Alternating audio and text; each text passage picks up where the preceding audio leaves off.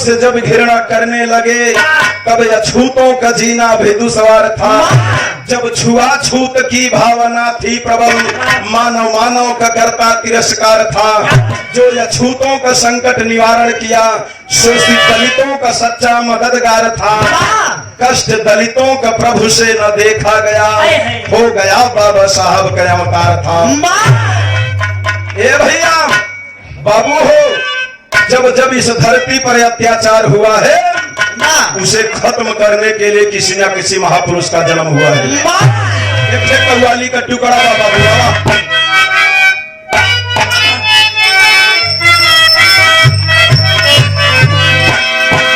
बहुत बहुत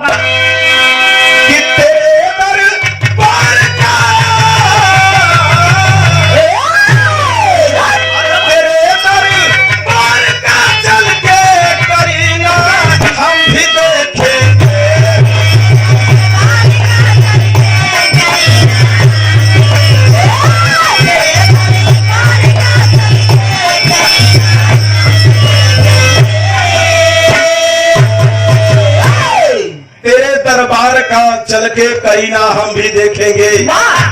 अगर अगर मरी हुई मालिक की मदीना हम भी देखेंगे।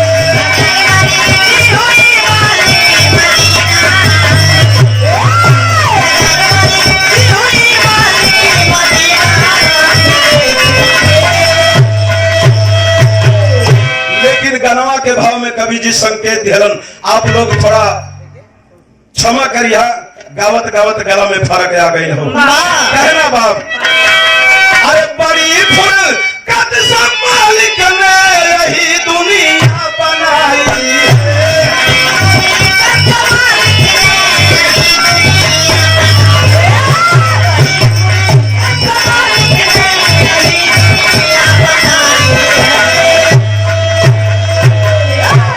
बड़ी फुरकत से मालिक ने यही दुनिया बनाई है कि बड़ी ही मत से कुदरत ने समागुल सजाई है।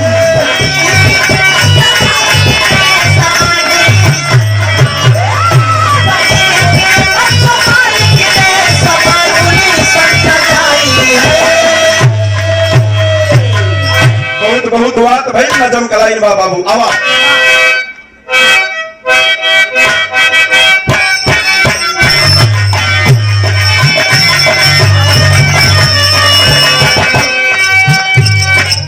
कहानी दौड़ करेंगे। आज इंसान क्यों हैवान बना जाता है,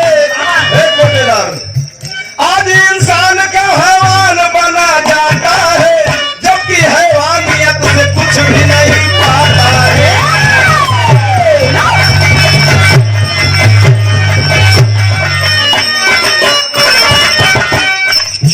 इसी भारत में हिंदुओं ने जुर्म ढाया था, इसी भारत में हिंदुओं ने जुर्म ढाया था, दलित अछूतों को पैरों तले दबाया।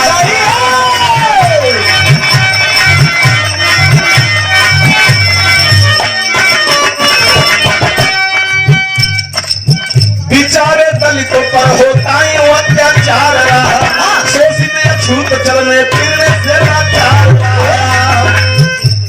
1891 14 अप्रैल मन भाए, राम जी राव पिता सूबेदार कहलाए।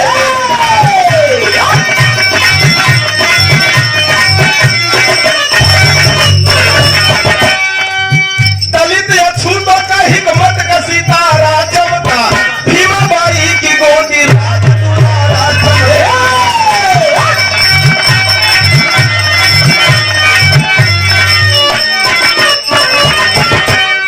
बात के समझ लिया आप लोगों। ए बाबू 1891 14 अप्रैल इंदौर के महू छावनी में माई का नाम भीमाबाई, पिताजी का नाम रामजी राव, जो पेशे से सूबेदार थे बाबूजी। माई बाबू के गोदिया में बाबा साहब का जन्म भइल। माई बाबू का 14वीं संतान रहलन बाबा साहब। ए भैया माई बाबू का छतिया गदगद हो गई। हम बताइला ए बाबू अगर बिटिया हो जाला तो माई बाबू का सर नीचे हो जाला, बेटवा हो जाला तो छतिया चौड़ी हो जाला। ए भैया ना होवे के चाहिए, बेटी और बेटा एक समान होते हैं बाबू, फर्क नहीं है। हमारा आपका देखने का नजरिया अलग है बाबू। ए भैया बाबा साहब का जन्म भइल, घरवा में खुशी छा गई। ए बाबू आरी बगल का मतारी बहन जुट के सोहर गावे, सिस्टम से काम होला।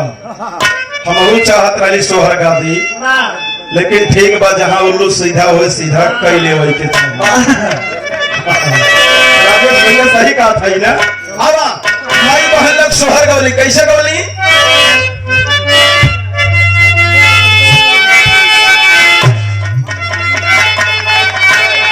बहुत बहुत महान पुरस्कार आदमी संतोष कुमार प्रधान मड़वा, आपके पावन कर कमलों द्वारा 100 रुपए का पावन पुरस्कार। सदर जय भीम, जय भारत, नमो बुद्धाय, जय मूल निवासी।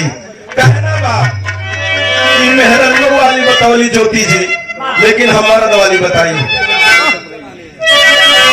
अरे जुग जुग जी अमर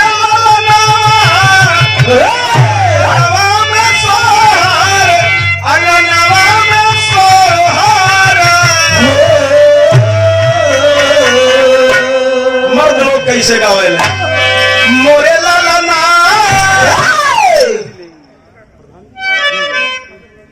बहुत बहुत अरे मोरे लाला ना,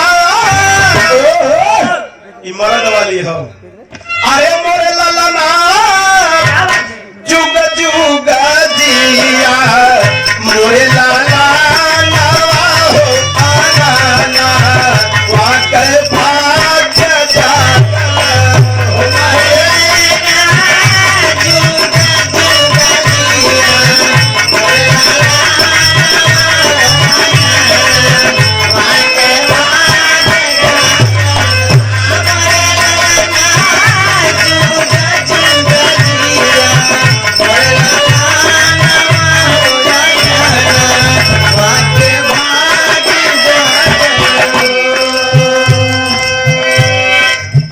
त्योहार तो हमारी ही है।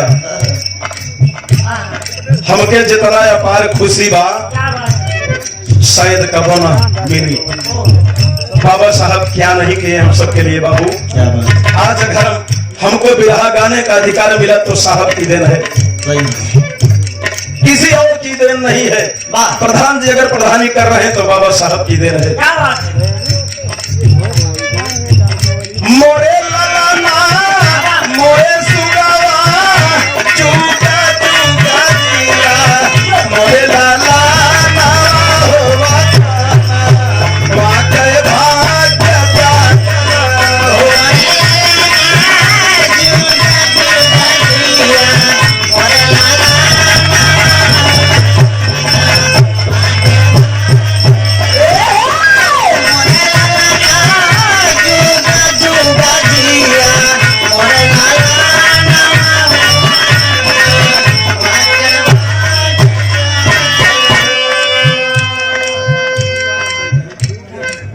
मैं बनावटी मिलावटी नहीं गाता, ओरिजिनलिटी गाता हूँ।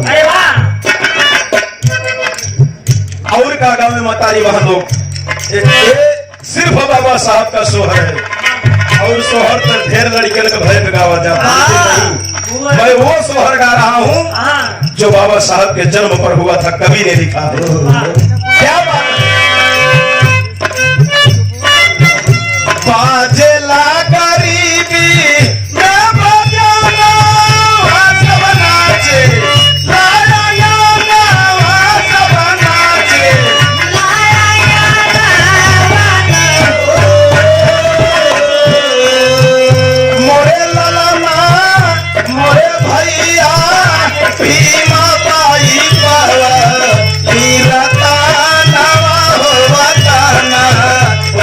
भाग्य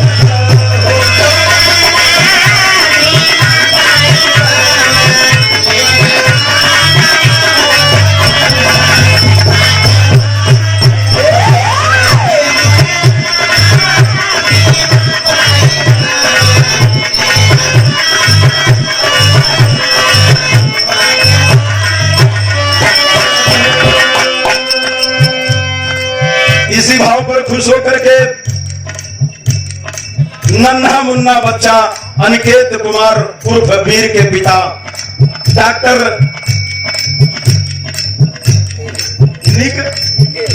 निखिल कुमार चौधरी केडी हॉस्पिटल धर्मपुर मधुपुर के निवासी हैं आप। ग्राम सभा जखनिया 100 रुपए का पावन पुरस्कार बाबा साहब के चरणों में शत शत नमन।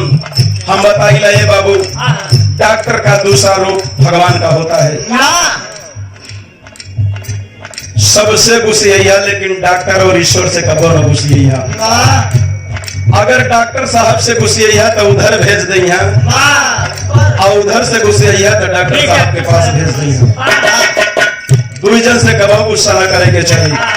100 रुपए का पावन पुरस्कार सादर। जय भीम, जय भारत, नमो बुद्धाय, जय मूल निवासी। कहना बाप मोरे ललना मोरे भैया भीमा बाई बाबा लीरा काना हो बताना वाके भाग्य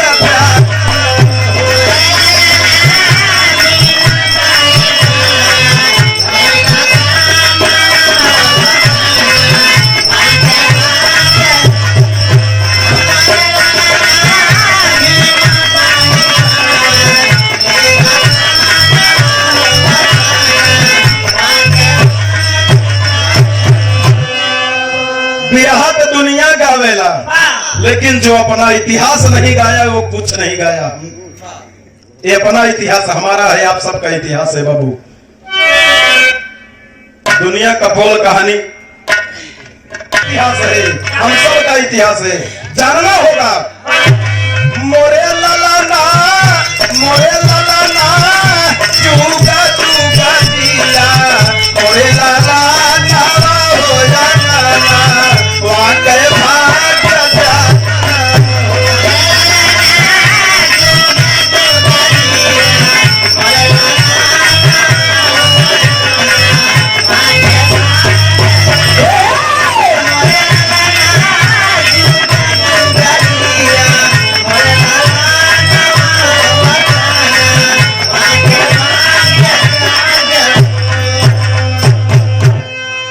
इनसे सबे कही तू सबे हल्ला जिन मचाए बगल का पार्टी के दिन सादा ही सादा में चला केवल बिरहा गावई के बाद कहना बात।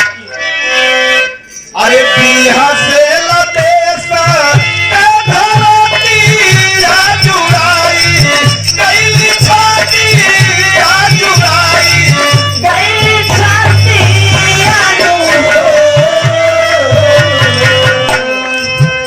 मोरे ललना मोरे भैया शादी कइले सागर रउसा पाना हो बताना वाके भाग्य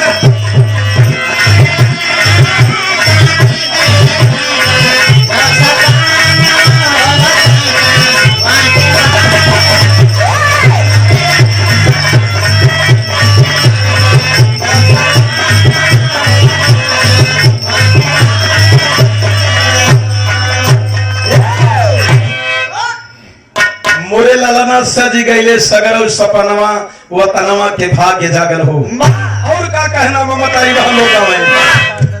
अरे देखी देखी मोहा नीमुराती जुड़ाई गईली छोटी जुड़ाई गईली छाती मोरे ललना मोरे भैया अस्थाई मोरे ललना आंगने दुई जी या के जाना हो बताना वाके भाग्य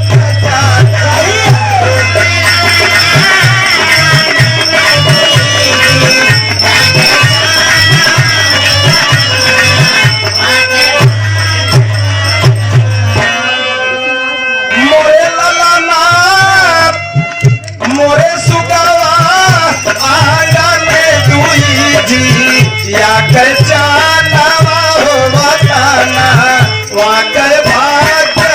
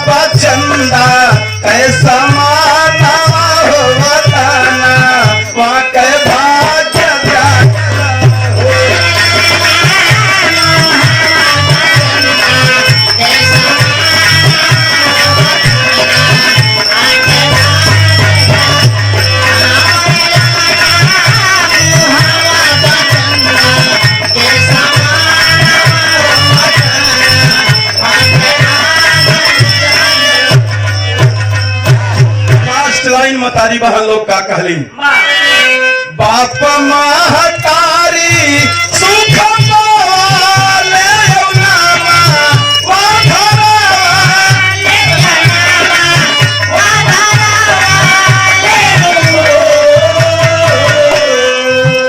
मोरे भैया मोरे बाबू भीमा रावा जानई जग जहानवा हो बताना वहाँ के भाग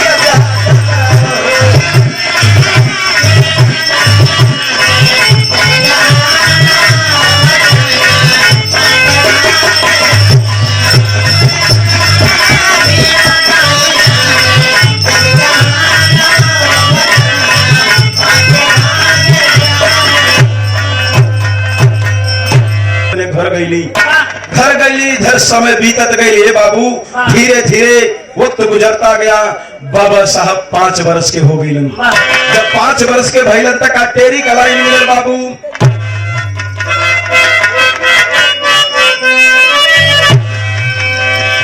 आए पतरस में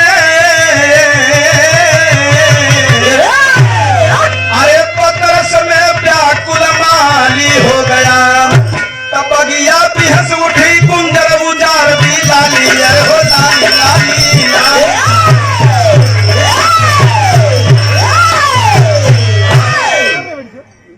बगिया बिहस उठी कुंजर उजार दी लाली बतरस में व्याकुल माली हो गया। ये बाबू बाबा साहब जब सयान हो गए 5-6 वर्ष के हो गए तो आरी बगल के बच्चों को देख करके दिल में शिक्षा की इच्छा जागृत हुई। जब जागृत भइल बाबू तो एक दिन अपने माई बाबू से कहलन का गीत कलाई मिलन।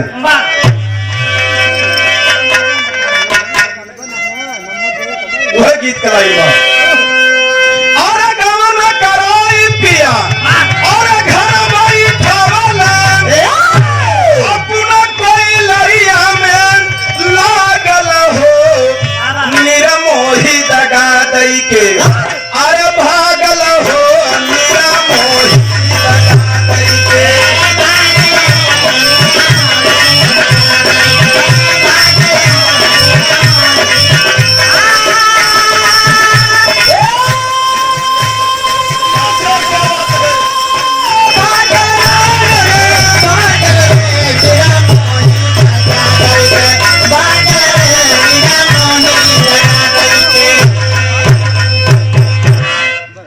बाबा साहब माई बाबू से कहलन का अरे मनवा में खुशियां उठल बाटे भारी हमहु पहनावा जाबे हो बाबा साहब की तबिया मांगे हो बाबा साहब की तबिया।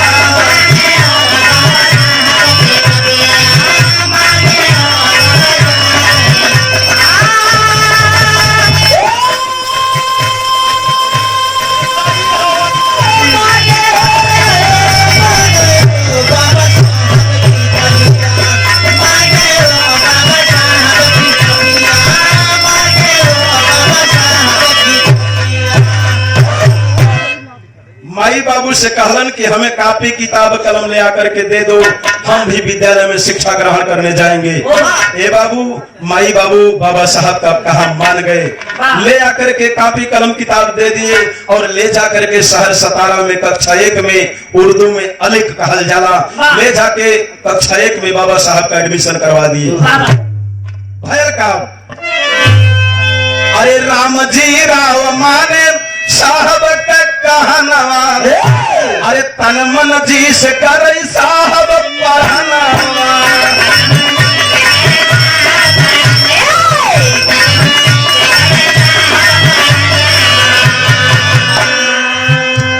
अरे माई बेटा ना के अपने सजवली अरे दिलों में चिंता सजे हो बाबा साहब की तबिया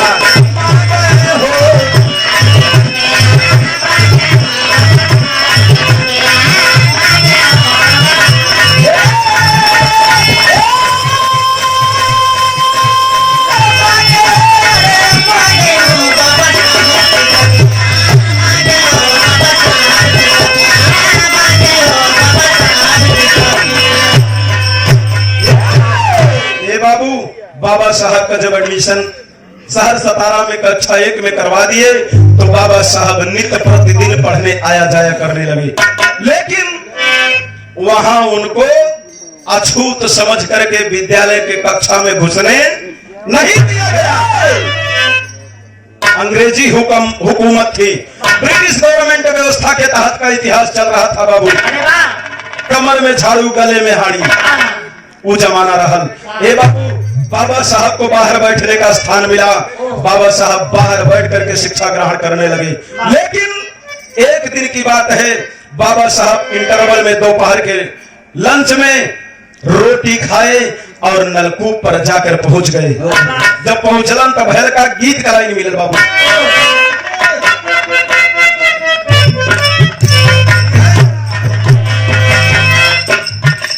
अरे पियो मिलल वाला मुनवा देखे के सपना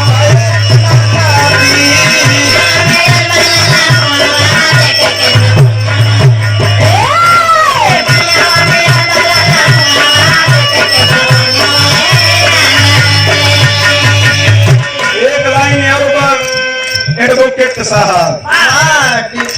अरे पनिया भराना गई वही पानी घटावा,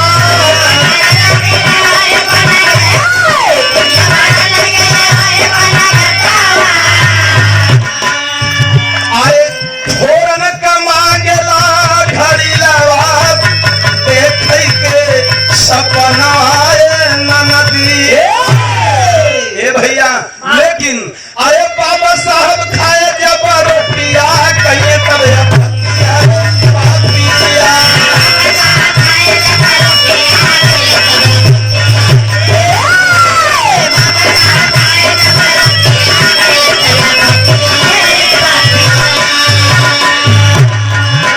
इसी भाव पर रोटी खाए नलकूप पर पहुंचलन तो लड़का देखत रहले, जाके गुरुजी से बतौलन, आया गुरुजी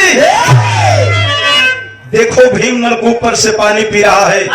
गुरुजी कहले कि जाओ उसे हटा दो, अन्यथा नलकूप में छूत लग जाएगी। भैल का अरे सुन ले शिकायत मास्टर साहब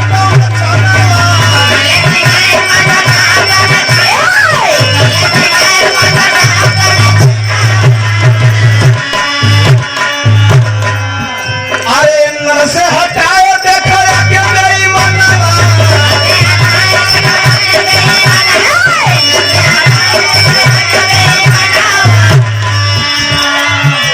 अरे सहन लागे भारी तब सतिया कई में दूर गतिया रे पतिया। ए भैया आके दोनों लड़का बाबा साहब के नलकूप से हटा दिलन। जब हटौलन तो बाबूजी बाबा साहब के दिल में बड़ी ठेस लगी। हाय जमाना, हर जमाना आज हम अछूत हैं, वही रक्त वही मांस वही हड्डी सब कुछ वही है, लेकिन हम अछूत हैं। हे बाबू बाबा साहब नहीं माने। दूसरा दिन बीता, जब दूसरा दिन बीता बाबूजी फिर वही नलकूप पर इंटरवल में जाकर के रोटी खाए और पानी पिए लगलन। तब गुरुजी कहलन कि जाओ बच्चे उस छात्र को हटा दो। तब भैया का अरे जाके दोनों लड़का कहिए साहब से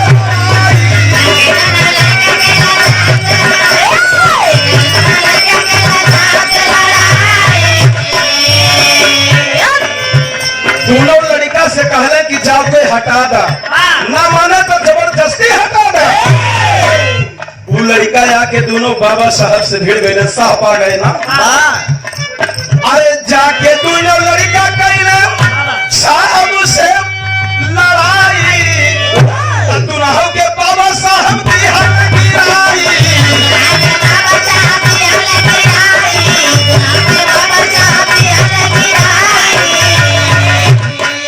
अरे चढ़ी गई दुनाहों के छतिया कईले दूर गतिया रे पतिया। ए बाबू बाबा साहब से आके दोनों लड़का भिड़ गए। जब भिड़ गए तो बाबूजी फोटो में आप लोग देखते हो बाबा साहब दोहरी हड्डी का पहलवान, वैसे पुरानिया लोग कहला चमारे का 2.5 पांजर ज्यादा होता। बात सही हो? ए बाबू बाबा साहब आओ न देखल ता उठा के पटक दिहल रगड़ा है। अब दोनों जन का ससिया तर ऊपर करे लगा। सोचा था कि क्यों छोड़ा दे तो हम लोग चल जाये। गुरुजी कमरा में से देखत रहा आके छुड़ा दिल। जब छुटल तो ये बाबू सीधा कक्षा में प्रवेश किए, यारी बगल नहीं देखे। ये दूसरे दिन की बात है। और तीसरे दिन क्या हुआ, फिर वही समय आया। बाबा साहब इंटरवल में रोटी खाए नलकूप पर पहुंच गए। तब का भाई गीत का लाइन मिला।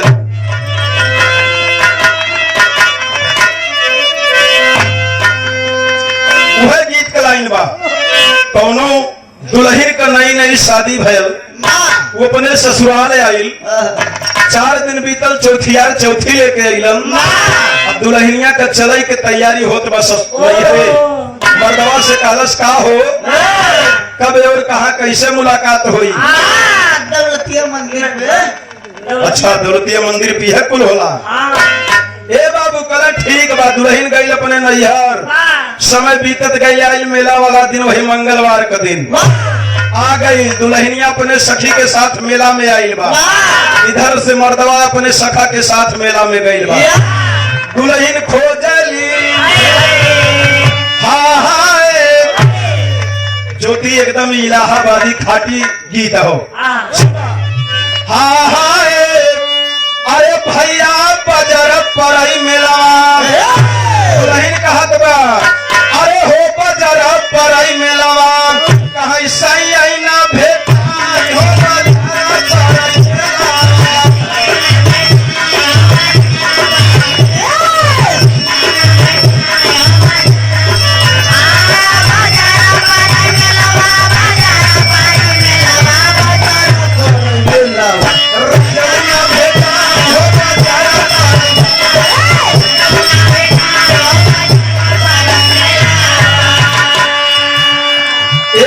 दुल्हन खोजत बा।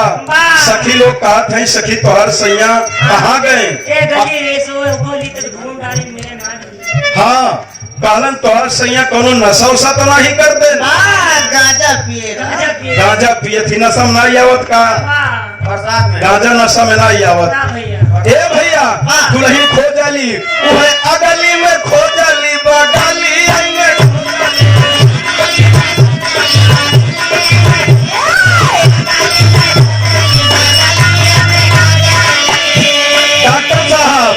डॉक्टर साहब, अरे कदनी कहाँ राजा मोरा गईलन है राय रे बजर पर राजा ना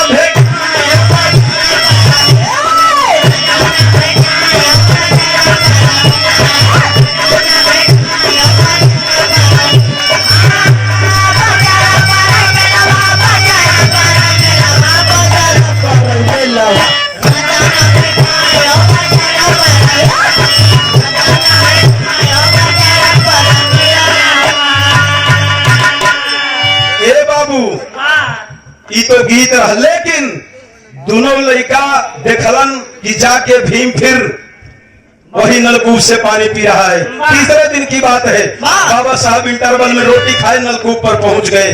गुरुजी कमरा में से देखा तो कहा कि जाओ उसे हटा दो।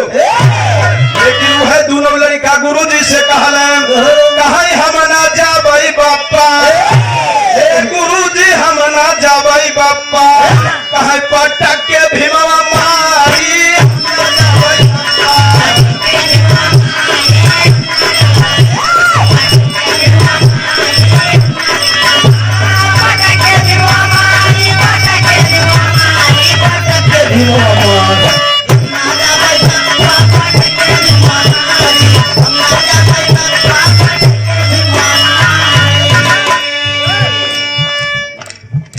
गुरुजी हम ना जा, एक कई बेर के चपले वहीं तक फंजरी दुखात है, हम ना जाए पीठी के जाम कुल छोड़ दी लेवा। दूसरा काला जंग लगाई दे। सुना कहीं एक करिया छूत दूजे बाड़ा बाड़ा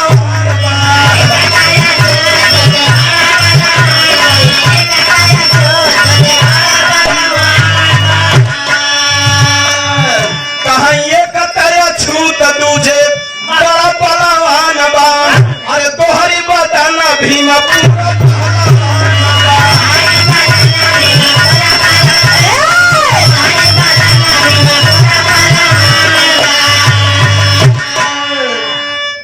बहुत बहुत रहीमन इस संसार में, रहीमन इस संसार में सबसे सुखी वकील, रहीमन इस संसार में सबसे सुखी वकील। जीत गए तो वाह वाह, हार गए तो फिर से अपील। मतलब अगर बुराई नहीं करते, बड़ाई करते आपका। अगर जीत गए तो ठीक बा, वाह वाह होए, बड़ी प्रशंसा होए।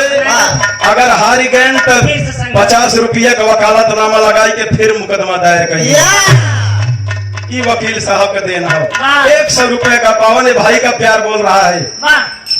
पहले भैया हमारे ने कैम बजत रहे, हमें दोनों जन साथे का सिखवैया है।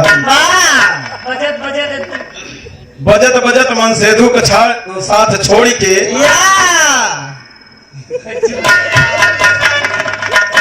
ज्योति के साथ पकड़ ली है। अच्छी बात है, हमको तनिको ईर्ष्या नहीं बा। हम तो अपन ऐसे ले के काम चलाए नहीं बा। आप लोगन के आशीर्वाद बा। इस पर आप बड़े दिन दूनी रात चौगुनी तरक्की। हम भी प्रतापगढ़ के हैं, आप भी प्रतापगढ़ के हो। जहाँ जाते हैं हमारे प्रतापगढ़ जिला का नाम होता है बाबू। मैं दिल से कह रहा हूँ, घमंड है मुझे कि हमारे जिले का नाम है। 100 रुपए का पान पुरस्कार सादर जय भीम गीत गावा। कहीं एक तय छूत दूजे बड़ा बलवान हो, तो हरि बताना भीम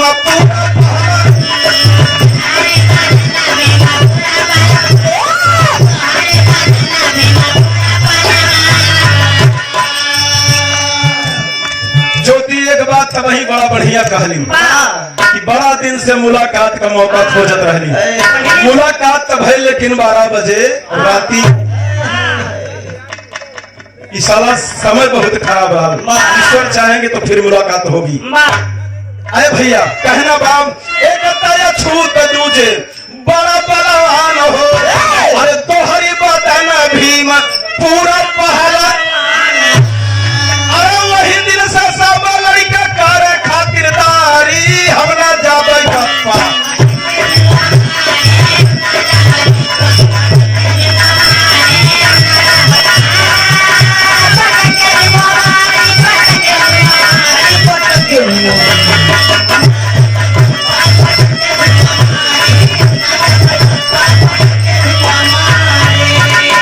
समय बीतत गई है बाबू।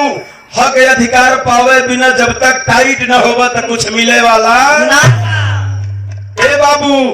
शिक्षित बनिए, संगठित रहिए, तभी संघर्ष कर पाएंगे।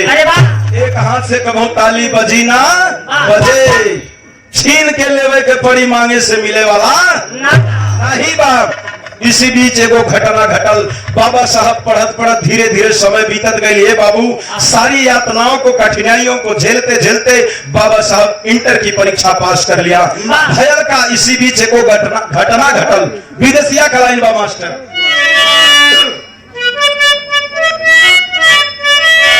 अरे छीनल विधाता भीमा बाई के दुलारावा हो, ऐसी बेदर्दी समाई गई बीमारिया। मत स्वर्गवासी भैली, घर में उदासी भैली, रात दिन साहब जी के बरसे नजरिया। कुछ दिन बीता दूसर माता जी जब आई अवली, करत भी माता नहीं साहब कैथी करिया। ये बाबू माई भीमाबाई दुनिया को छोड़ करके बाबा साहब को चली गई। अब बाबा साहब अनाथ जैसे हो गए। घर में दिल और मन पढ़ाई में नहीं लगत पाए बाबू। कुछ दिन बीता, पिता राम जी राव दूसरी माता जीजाबाई ले आए, लेकिन मैभा मतारी तो मतरिये न होली। ये बाबू बाबा साहब अच्छी तरह से देखभाल नहीं करती थी। ये बाबू समय बीतत गई। ये बाबू रहा लगलन, पढ़े लगलन। धीरे धीरे बाबा साहब इंटर मैट्रिक की भी परीक्षा पास कर लिए। जब पास कर लिए तो पिताराम जी और बाबा साहब के शादी रचा दिलन। गीत का लाइन मिलन।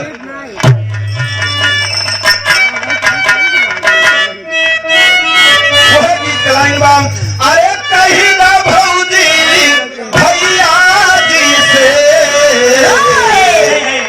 अरे कहीं ना भौजी भैया देते न गावना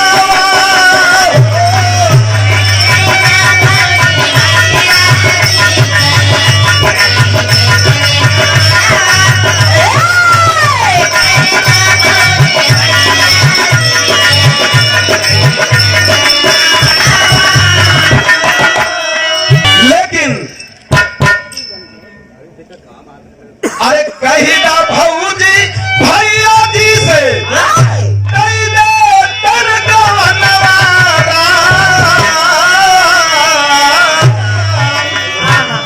नहीं चाहिए कूड़ा दौरी ना कोनो गहनवा ये राम लेकिन अरे दुखवा में साजी गई मुँहे पे से हारा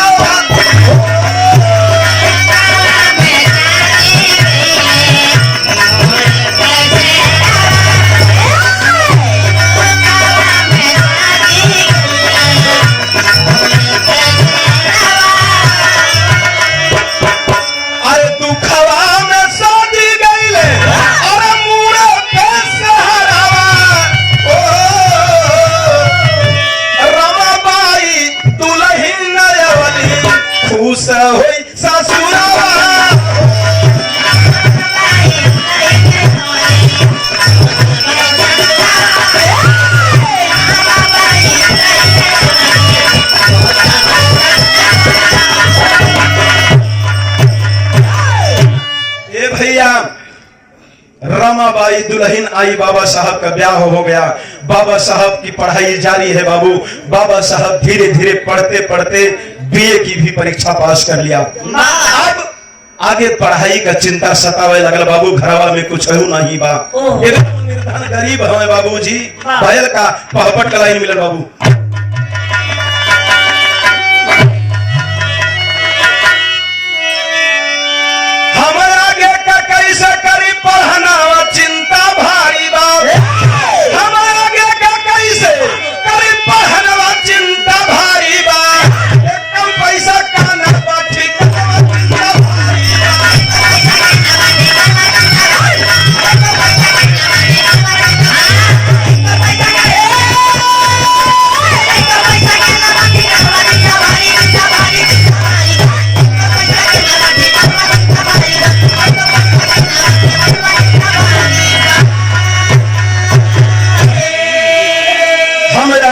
कैसे करी पढ़नवा चिंता भारी बा।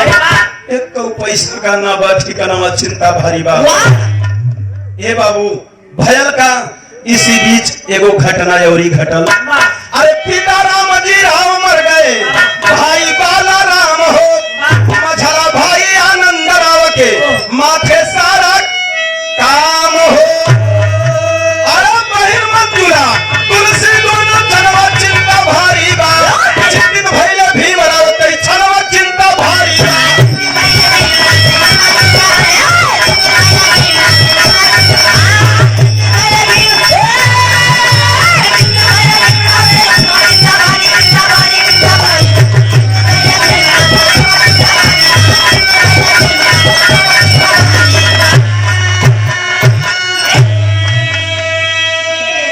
बाबू बाबा साहब अब चिंता सतावे लगल कि कैसे पढ़ाई करी है बाबू, कैसे अपन आगे का पढ़ाई करी, कैसे अपन जीवन यापन करी। हर समय गरीबी चाहे जवन न करावे बाबू। लेकिन इधर महाराज सयाजीराव ऐलान किए थे बाबू कि कोई अछूत का बच्चा पढ़ने में अगर अच्छा हो तो उसे लंदन भेज करके उच्च शिक्षा दिलवाई जाएगी। बाबा साहब जब खबर का पौलन है बाबू तो जाके बड़ौदा रियासत नरेश के घर पहुंचलन। जब पहुंचलन है बाबू तो कहलन ऐ साहब ऐ राजन हम पढ़ना चाहते हैं। कहलन ठीक है पढ़ाएंगे जरूर, लेकिन एगो हमारी शर्त होगी, जाओगे लंदन पढ़ने के लिए और जब लंदन से पढ़कर वापस आओगे तो बड़ौदा रियासत नरेश की तुम्हें नौकरी करनी पड़ेगी। मंजूर बा। ए बाबू बाबा साहब 1913 सन 21 जुलाई को लंदन चले गए पढ़ने के लिए। और 1917 में जब बाबा साहब लौट करके इंडिया में जब वापस आए तो बड़ौदा रियासत नरेश की नौकरी करने लगे। वहां भी बाबा साहब को अछूत समझ करके बाबूजी दूर लोग बैठाया करते थे, दूर से खाना दिया करते थे। मतलब अछूत का भावना पूर्ण रूप से जागृत बा। बाबा साहब उब गए, मन में ठान लिए कि अब जीऊंगा तो मैं किसी का गुलाम बनकर के नहीं जीऊंगा, जीऊंगा तो अपने भाई के लिए जीऊंगा, अपने समाज के लिए जीऊंगा। ठान लिहलन, नौकरी छोड़ दिहलन, आल्हा गलाई मिलन।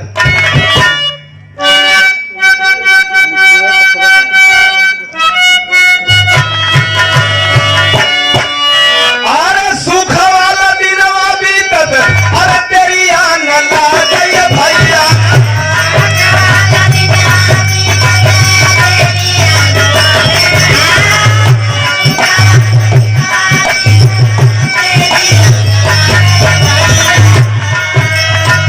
सुख वाला दिनवा अब पहाड़ा रे जाना।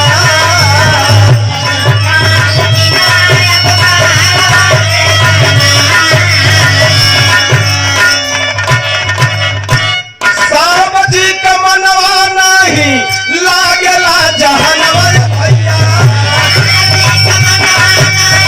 अभी हटे।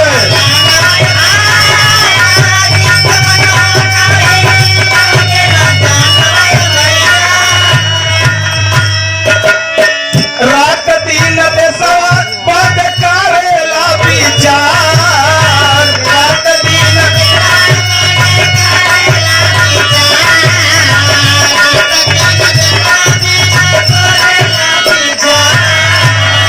अरे भावना छूट वाली मन में समाई गई।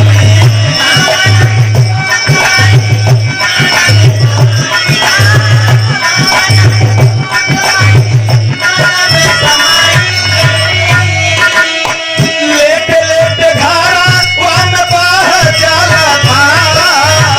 लेटे लेटे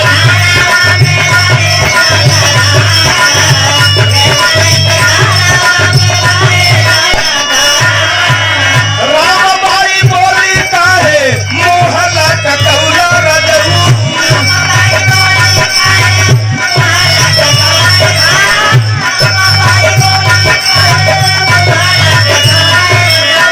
बाबा साहब पिया का है गुलाला का।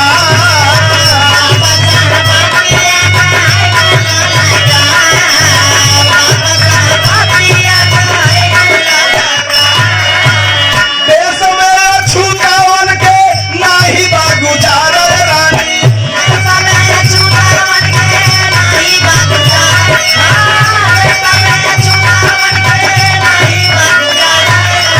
नहीं बात हमारा कोई सुना मददगार।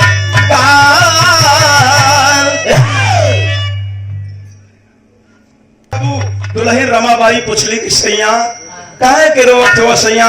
कहे दुल्हन तू ना जाने लू, ना जाने लू। हमारे देश में हमारे अछूत भाइयों का कोई मददगार नहीं है। अब मैं जीऊंगा तो सिर्फ अपने समाज के लिए जीऊंगा, अपने भाइयों के लिए जीऊंगा, किसी का गुलाम बनकर के नहीं जीऊंगा। ए बाबू, बाबा साहब किए क्या? उसी समय हमारा देश गुलाम था, बतौली ना। इंडिया हमारा गुलामी की जंजीरों में भारत मार जकड़ी हुई थी। ब्रिटिश गवर्नमेंट व्यवस्था के तहत का इतिहास था। ए बाबू, बाबा साहब किए क्या? अंग्रेज लोग पलायन कैसे कैलन? हमारे देश के तमाम वीर शहीदों ने अपने प्राणों की आहुति दे करके अंग्रेजन का भगावे का काम कैलन। बड़ी क्रांति भई। बाबूजी अंग्रेज लोग कहले कि हम इंडिया तो छोड़ करके चले जाएंगे, लेकिन देश को चलाया जाएगा कैसे? बाबा साहब एक कमेटी गठित कैलन, संविधान का प्रारूप सिर्फ 24 घंटे में दिए थे। 24 घंटे में संविधान का प्रारूप दिए, लेकिन हमारा पूरा संविधान 2 वर्ष 11 माह 18 दिन में जब बन करके तैयार हुआ। हमारे देश को आजादी 15 अगस्त 1947 को मिली। 26 नवंबर 1949 को हमारा संविधान लागू हुआ। पूर्ण रूप से हमारे देश को आजादी 26 जनवरी 1950 को मिली। हमारे देश को सोने की चिड़िया कहा गया, इंडियन गोल्डन बर्ड। ए बाबू, देश तो आजाद हो गई, लेकिन हमहन के आजादी कहाँ मिलल? अब ही हम लोग आजाद ना है। बाबा साहब ने कहा शिक्षित बनो, संगठित रहो, संघर्ष करो। लेकिन शिक्षा पे केहू तो ध्यान नहीं देत बा। दिन भर मनरेगा और कतौ ईटा गारा में काम करी है, समझा कि 70 वाली चाहिए मास्टर। चाहे घरे दाल लून तेल रहा या अगर नहीं व्यवस्था हो तो कहीं भैया 35 तू मिलाई तो 35 चला आज काम डक जाए तो भैया देखा जाए। हम का जानी यार, हम पीत का 80 हो गया जे पियत हो जानत हो का मास्टर 80 रुपया हो का।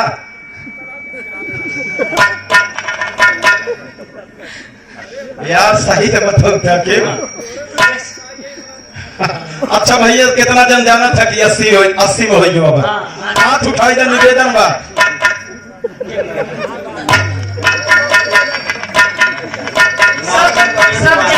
अच्छा भैया हमें से बतावा कितना जने जाना था कि 80 को हो गया, हाथ उठावा। त्योहार की का तू पिए था का यार तो ही जाना। हाँ मास्टर बता रहे। कौन मास्टर? विजय। कहा यार देखा तोरन पारो लागत बा, एकर मतलब बचई तू समझा सवेरे लेट है। एका जान हम मास्टराइन से शिकायत कई दे, खरे से डोरी डंडा उठ जा।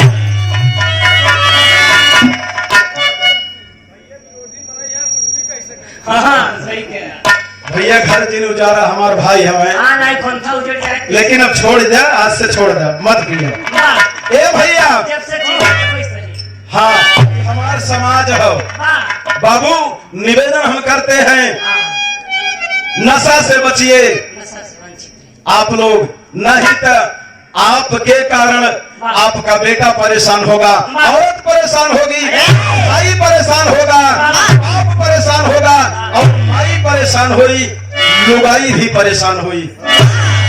एक के नाते कितना परिवार बिखरी है बाबू। अरे बाप छोड़ दीजिए, अब वही धरती पे अड़ाई दिया तो उबले लागत है, धरतिया उबले लागत है। एमे हाड़ मांस चमड़ा लगल हो, अगर एमे जाई तो का करी, धीरे धीरे क्वालिटी खत्म न करी, सहारा देता है यार, सहारा देता है। बाप भैया बाप करा ये सहारा देता है, बाप क्या बात है। ए भैया आइए बाबूजी, बाबा साहब लड़ाई लड़े, देश को आजाद करवा दिए, कहलन कि मैं हिंदू धर्म में जन्म लिया हूं लेकिन मरूंगा नहीं। 14 अक्टूबर 1956 में नागपुर के पावन सरजमी पे एक से अधिक लाख अनुयायियों के साथ बाबा साहब बौद्ध धर्म की दीक्षा लिया। नागपुर के पावन सरजमी में 14 अक्टूबर 1956 में समय बीतत गई है बाबू, ये प्रकृति का नियम जे के हुई धरती पे आयल होके जाई के बाबा साहब मधुमेह रोग से ग्रसित हो गए। एक पहले के बात बा, एक परीक्षा ऐसी होती है DSC डॉक्टर ऑफ साइंस, जो विश्व की सबसे बड़ी परीक्षा है बाबू, 8 वर्ष की होती है, लेकिन बाबा साहब 2 वर्ष 6 महीने में निकाल लिए थे। दलित थे और दूसरे दलित KR नारायणन, ये जीके की करंट जीके की बात है, KR नारायणन, उन्होंने 3 या 4 वर्ष में निकाला था। दोनों दलित थे बाबू। ये दलितों का इतिहास है, इति माने ऐसा, हास माने कहा गया है। ऐसे थे हमारे बाबा साहब बाबू। 9 भाषा के ज्ञाता, 32 डिग्री थी। बाबा साहब को सिंबल ऑफ नॉलेज कहा गया। अरे क्या विश्व रत्न बोधिसत्व बाबा साहब डॉक्टर BR अम्बेडकर साहब को हम आप सबकी तरफ से, अपनी तरफ से, ज्योति जी की तरफ से श्रद्धा सुमन अर्पित करते हुए नमन करते हैं। खाली एक दिन जयंती मना लिहले से हम भीमवादी नहीं हो गए बाबू, भीमवादी नहीं हो गए। हमको आपको अपने कारवां को बढ़ाना है, अपने अधिकार को जानना है, छीनना है, तब हम आप भीमवादी सच्चे कहलाने के हकदार हैं। भैया का बाबा साहब मधुमेह रोग से ग्रसित हो गए और 6 दिसंबर 1956 अलीपुर रोड कोठी नंबर 6 नई दिल्ली बाबा साहब इस शरीर को त्याग दिए बाबू, दुनिया छोड़ करके चले गए। हाय मेरे भाग्य विधाता कर्मदाता, बाबा साहब इस दुनिया में नहीं रहे।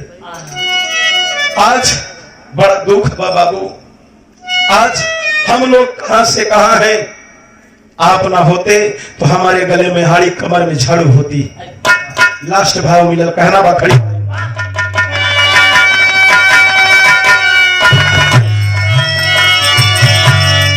हमारा छोड़ के वतनवा पर आई गईले तो साहब दई के संविधानवा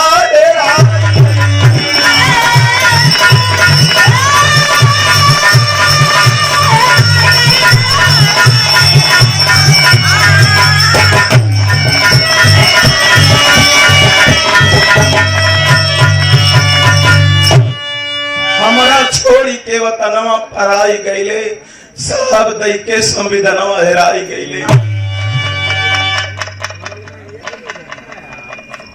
बहुत बहुत महान पुरस्कार आदरणीय doctor Nikhil Kumar Chaudhary KD hospital gram sabha Jakhania 100 रुपए का पावन पुरस्कार बाबा साहब के चरणों में श्रद्धा सुमन अर्पित करते हुए नमः। सभी से जय भीम, जय भारत, नमो बुद्धाय, जय मूल निवासी। ए बाबू भयल का अरे 7 दिसंबर को चिता सजवाए बेटवा यशवंत राव से अग्नि लगा। हे बाबू हम सब के उत्थान के लिए उद्धार के लिए बाबा साहब ने अपने बेटे राज रतन को त्याग दिया। जरा से मोह माया नहीं किए बाबा साहब। अरे 7 दिसंबर को चिता सजवाए बेटवा यशवंत राव से अग्नि लगा। सबके अखिया में पानी आई गई है, साहब दई के संविधानवा हेराई गई है। महापुरुष को कोटि नमन है, सुन लो मेरे भाई, साहब को अगर मानते हो बन के रहो अनुयायी। हमारा हक अधिकारवा दिलाई गई है, साहब दई के संविधानवा हेराई गई।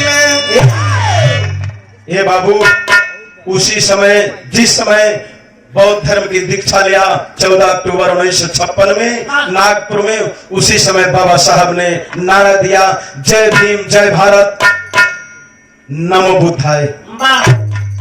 आज लोग कहते हैं अब करेंगे भैया जय भीम, ऐसे बगले हर माँ घुमाई नहीं है, लागत बजाना कौनो चोरी करे हैं।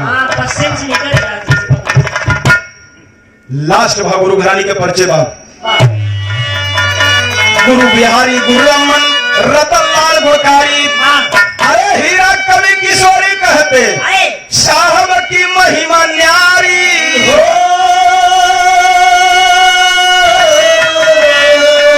अरे बतरस में व्याकुल माली हो गया, गाँव विनोद लहरी गुंजे गाली गाली, व्याकुल माली हो गया।